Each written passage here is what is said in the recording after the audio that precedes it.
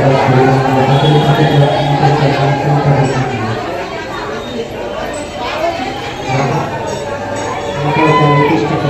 বন্ধুরা, তোমরা সবাই কেমন আছো? আশা করি খুবই ভালো আছো। আর আমি খুবই ভালো আছি।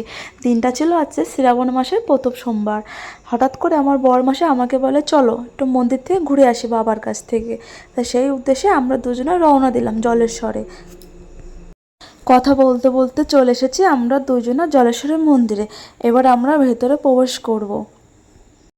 ও না ক্যামেরার সামনে আসতে প্রচুর লজ্জা পায়, কিন্তু জানো একটা দুঃখের বিষয়, এত দূর থেকে বাবাকে দর্শন করে বলে এসেছি, কিন্তু বাবাকে একটু দেখতে পারিনি। এত পরিমাণে ভিড়, এখনো পর্যন্ত পুজো হচ্ছে।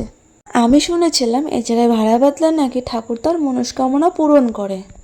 তারপরে ও আমাকে বলে দাঁড়াও, আমি একটু মন্দিরের উদ্দেশ্যে একটু দক্ষিণা দিয়ে আসি।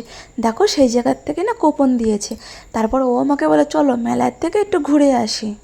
শ্রাবণ মাসে না বেশি বড় মেলা হয় না, কিন্তু জানো চৈত্র মাসে না পুরো অনেক বড় মেলা হয়, পুরো মাঠটা জুড়ে মেলা হয়।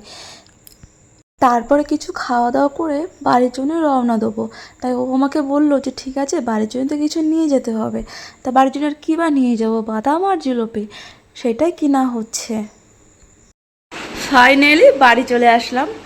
ভিডিওটা যদি ভালো লেগে থাকে একটা লাইক, কমেন্ট, শেয়ার